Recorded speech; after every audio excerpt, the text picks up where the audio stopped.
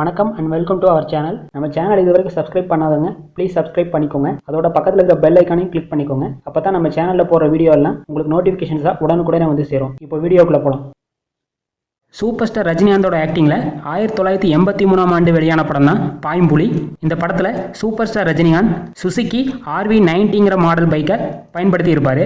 ரீசெண்டாக நடந்த ஒரு கண்காட்சியில் இந்த பைக் இடம்பெற்றிருந்தது. இந்த கண்காட்சியில் கலந்துக்கிட்ட சூப்பர் ஸ்டார் ரஜினிகாந்த் கிட்டத்தட்ட 41 ஆண்டுகளுக்கு பிறகு அதே பைக்கில் அமர்ந்திருக்கிற மாதிரியான ஃபோட்டோஸ் சோஷியல் மீடியாவில் ரிலீஸ் ஆயிருந்தது. இந்த ஃபோட்டோஸ் சோஷியல் மீடியாவில் இப்போ செம வைரல். இதோட சூப்பர் ஸ்டார் ரஜினிகாந்தோட ஒரு புது படத்தோட நியூ அப்டேட்டும் வந்திருக்கு.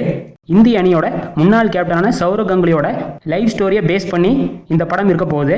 இந்திய அணியோட முன்னாள் கேப்டனான சௌரவ் கங்குலியை பொறுத்த வரைக்கும் இந்தியா முழுவதுமே அவருக்கு எக்கச்சக்கமான ஃபேன் ஃபாலோவிங் இருக்கு.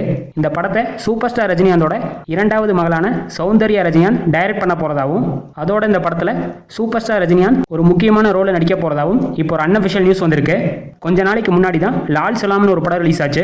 இந்த படத்தை சூப்பர் ஸ்டார் ரஜினிகாந்தோட முதல் மகளான ஐஸ்வர்யா ரஜினிகாந்த் டைரக்ட் பண்ணியிருந்தாங்க. இந்த படத்துலையும் சூப்பர் ஸ்டார் ரஜினிகாந்த் ஒரு முக்கியமான ரோல் நடிச்சிருந்தாரு. அதோட இந்த படமும் ஒரு ஸ்போர்ட்ஸ் டிராமாவாக இருந்தது.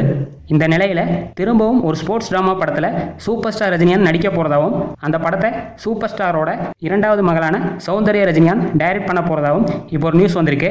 இந்த நியூஸ் பற்றி உங்களோட கருத்துக்களை கமெண்ட் செக்ஷனில் சொல்லுங்கள். அதோட இந்த வீடியோவை உங்கள் ஃபேமிலி அண்ட் ஃப்ரெண்ட்ஸோட ஷேர் பண்ணுங்கள், லைக் பண்ணுங்கள். மேலும் இது போன்ற சினிமா நியூஸ்களுக்கு நம்ம சேனலை மறக்காமல் சப்ஸ்கிரைப் பண்ணிக்கோங்க. தேங்க்ஸ் ஃபார் வாட்சிங்.